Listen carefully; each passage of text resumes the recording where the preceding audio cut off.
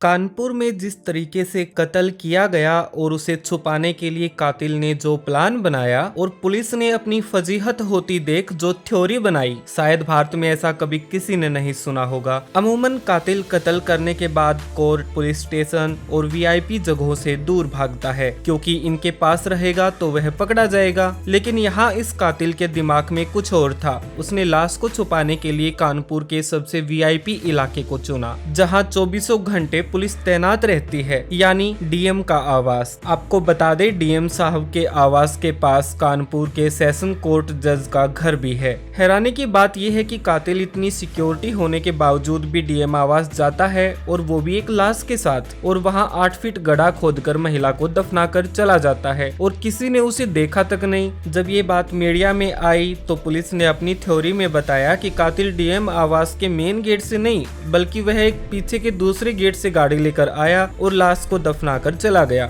आप वीडियो में देख रहे होंगे, पुलिस के अनुसार ये वो गेट है जहां से कातिल i10 कार में लाश लेकर आया और डीएम आवास में लाश दफनाकर चला गया। गेट की चौड़ाई 66 इंच है, i10 कार की चौड़ाई जबकि 78 इंच है। क्या कातिल लाश के साथ कार को भी घसीट कर लाया था? चलिए आपको पूरी कहानी बताते हैं सिलसिलेवार तरीके से। 24 जून की शाम कानपुर के एक बिजनेसमैन राहुल गुप्ता की पत्नी अचानक से गायब हो जाती है। राहुल पुलिस स्टेशन जाते हैं और बताते हैं कि उसकी पत्नी शाम को ग्रीन पार्क स्टेडियम के पास जिम गई थी, लेकिन वह लौट कर नहीं आई। पुलिस के द्वारा एकता की उम्र पूछे जाने पर राहुल बताता है कि उसकी उम्र 32 वर्ष है। यहाँ पुलिस को लगता है कि 32 वर्ष की महिला कोई बच्ची तो है नहीं, समझदार है, आ जाएगी, थोड़ा इंतजार कर लो। राहुल घर आता है और अपने दोस्तों और जान पहचान वालों से पता करता है, लेकिन एकता को लेकर सबका एक ही जवाब था कि एकता उनसे नहीं मिली और ना ही कोई फोन आया। जैसा कि हमने आपको बताया कि राहुल एक बिजनेसमैन था, जाहिर है उसकी अच्छी जान पहचान भी होगी। सबसे पहले इसने इंटेलिजेंस ब्यूरो में अपने एक दोस्त को बात बताई। उसने बताया कि उसकी पत्नी एकता गायब हो गई है और उसका फोन भी लगातार बंद आ रहा है।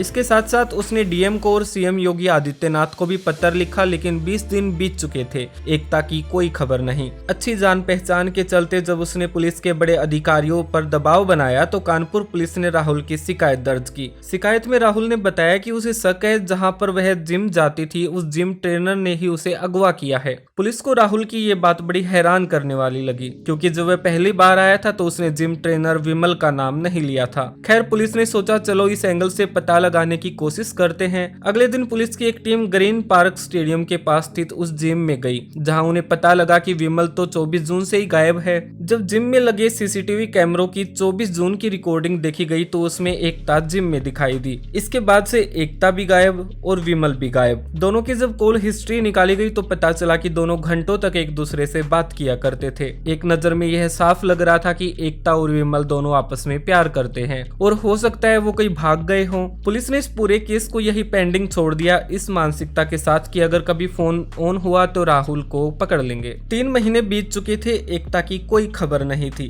25 सितंबर को पुलिस ने विमल और उसके दोस्तों के फोन ट्रैक पर लगा दिए कि हो सकता है विमल अपने घर या दोस्तों से कांटेक्ट कर ले। समय बीतता गया। आखिरकार 10 अक्टूबर को विमल ने अपने एक दोस्त को फोन किया। इधर पुलिस दोनों की बातचीत सुन रही थी। पुलिस ने जैसे ही खबर मिली कि विमल कानपुर में है तो तत्काल प्रभाव से उसकी लोकेशन ट्रैक करके उसे गिरफ्तार कर लिया गया। विमल पुलिस को मिल चुका था, लेकिन एकता उसके साथ नहीं थी। पुलिस टॉर्चर में विमल ने बताया कि एकता 24 जून के बाद उससे नहीं मिली है और सख्ती से पूछताछ करने पर वह लगातार पुलिस को गुमराह करता रहा। उसने कहा कि वह दिल्ली रह रही है। जब पुलिस दिल्ली गई तो वह वहां पर नहीं मिली। इसके बाद फिर से सख्ती से पूछताछ की तो विमल ने बताया कि उसने एकता की हत्या कर दी है। हत्या कर दी, ये बात यहाँ तक पुलिस को हजम हो गई थी। अब सवाल था कि आखिर लाश कहाँ है। इस पर विमल ने जो बताया वह सुनकर पुलिस के पैरों तले जमीन निकल गई। जो कानून जिस लाश को ढूंढ रहा था वह उसी कानून के पास थी। विमल ने बताया कि एकता की लाश कानपुर डीएम आवास में है। उसने 24 जून को वहाँ गड्ढा खोदकर दफना दी थी।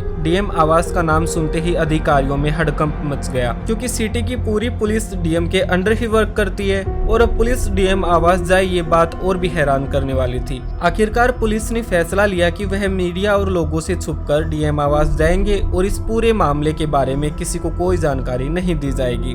यहाँ डीएम आवास जाने के लिए एक निर्धारित समय तय किया गया, वो था रात के 10 बजे। इसका एक बड़ा कारण ये था कि डीएम आवास में अगर लाश मिलती है तो इसकी खबर किसी को भी पता ना चले। इसके पीछे एक बड़ा कारण ये भी था कि पुलिस की फजीयत होती, यानी कि कातिल कत्ल करके डीएम आवास में गड्ढा खोदकर लाश छिपा दे, पुलिस के लिए ये बड़ी शर्मिंदगी की बात थी। तय समय के अनुसार एक एक करके पुलिस की गाड़ियां डीएम आवास पर पहुंचने लगी और विमल की निशानदेही के आधार पर गड्ढे को खोदा गया। करीब 8 फीट गड्ढा खोदने के बाद पुलिस को एकता की हड्डियां यानी कि कंकाल बरामद हुए। ये पुलिस के लिए एक बड़ी सफलता थी, मगर तभी अचानक वहां मीडिया के कुछ पत्रकार पहुंच गए। पत्रकारों को वहां से दूर तो कर दिया गया, लेकिन कुछ ने दीवार के ऊपर से सब रिकॉर्ड कर लिया। ये पुलिस के लिए बेहद बुरी खबर थी, क्योंकि बात अब दुनिया के सामने आएगी। इसके बाद अगले दिन पुलिस के अधिकारियों ने मीडिया में जो कहानी सुनाई वो इस प्रकार है। विमल जो पेशे से एक जिम ट्रेनर था, उसके पास एकता नाम की 32 वर्षीय युवती आती है। दोनों में दोस्ती हुई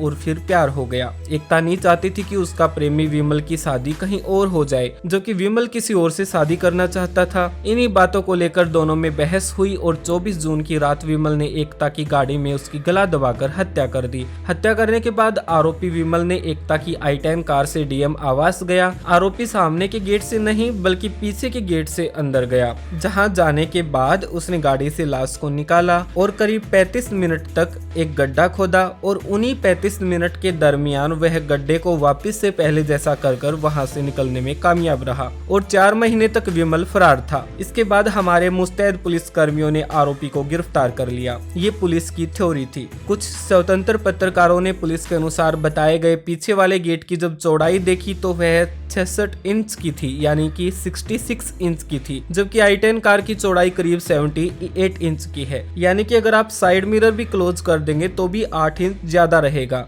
जाहिर है अगर कोई कम जगह से गाड़ी निकालेगा तो मिनिमम 3 या 4 इंच की जगह दोनों साइड छोड़ेगा, वो भी जब बात रात की हो तो शायद ज्यादा। अब सवाल ये है, क्या कातिल लाश के साथ कार को भी घसीट कर अंदर आया था? पुलिस की ये थ्योरी किसी को हजम नहीं हो रही। जाहिर है इसमें सच तो कोई है ही नहीं। हालांकि पुलिस ने ये भी दावा किया कि इस पूरे घटनाक्रम को 35 मिनट में अंजाम दिया गया, यानी कातिल गाड़ी के साथ आया, गेट के अंदर घुसा, 8 फीट का गड्ढा खोदा और लाश को छुपाया। ऊपर मिट्टी जैसी थी वैसी कर भी दी और चला भी गया। ना किसी सिक्योरिटी गार्ड ने देखा। इससे भी बड़ी हैरानी की बात, 50 से ज्यादा वहां पर पुलिस वाले तैनात थे, उन्होंने उसे नहीं देखा और ना ही रोड पर लगे कैमरों ने उस गाड़ी को आते जाते देखा। अब सच क्या है और झूठ क्या है, आप हमें कमेंट करके जरूर बताइएगा। ऐसी और कहानियों के लिए हमारे साथ बने रहिएगा। धन्यवाद।